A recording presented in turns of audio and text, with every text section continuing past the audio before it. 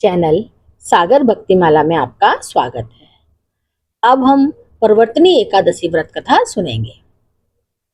युधिष्ठिर कहने लगे कि हे भगवान, भाद्रपद शुक्ल एकादशी का क्या नाम है, इसकी विधि तथा इसका महात्म्य कृपा करके कहिए।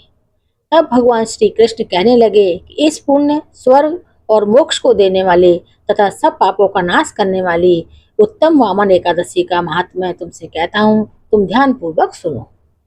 यह पद्मा परिवर्तनी एकादशी जयंती एकादशी भी कहलाती है। इसका यज्ञ करने से वाजपेयी यज्ञ का फल मिलता है। पापियों के पाप नाश करने के लिए इससे बढ़कर कोई उपाय नहीं।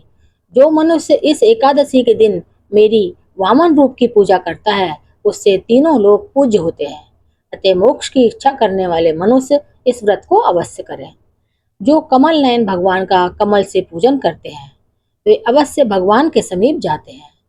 जिसने भाद्रपद शुक्ल एकादशी को व्रत और पूजन किया, उसने ब्रह्मा विष्णु सहित तीनों लोकों का पूजन किया।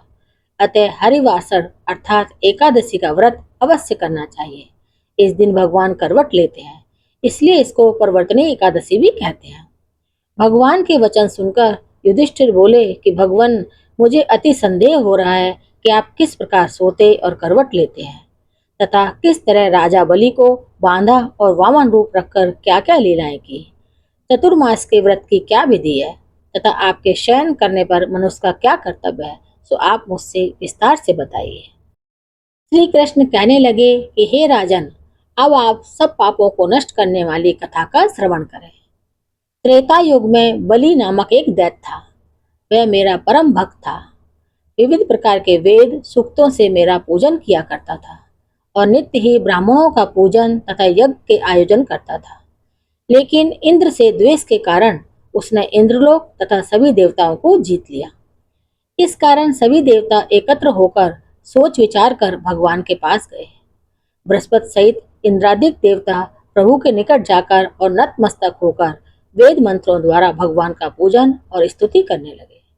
अतः मैंने वामन रूप धारण करके पांचवा अवतार लिया और फिर अत्यंत तेजस्वी रूप से राजा बलि को जीत लिया। इतनी वार्ता सुनकर राजा युधिष्ठिर बोले कि हे जनार्दन, आपने वामन रूप धारण करके उस महाबली दैत्य को किस प्रकार जीता।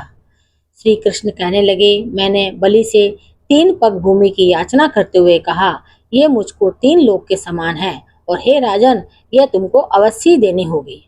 राजा बलि ने इसे तुच्छ याचना समझकर 3 पग भूमि का संकल्प मुझको दे दिया और मैंने अपने त्रिविक्रम रूप को बढ़ाकर यहाँ तक कि भूलोक में पद, भुर्वरलोक में जंघा, स्वर्गलोक में कमर, महलोक में पेट, जनलोक में हृदय, यमलोक में कंठ की स्थापना कर सत्यलोक में मुख, उसके ऊपर मस्तक स्थापित किया।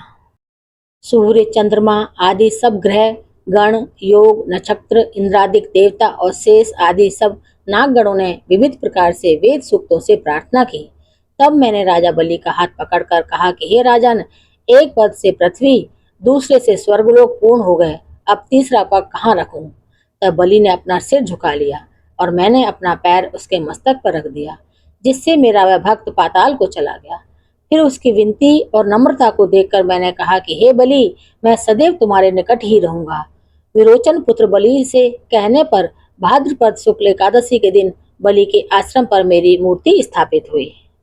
इसी प्रकार दूसरी क्षीर सागर में शेषनाग के षष्ठ पर हुई। हे राजन, इस एकादशी को भगवान शयन करते हुए करवट लेते हैं, इसलिए तीनों लोकों के स्वामी भगवान विष्णु का उस दिन पूजन करना चाहिए।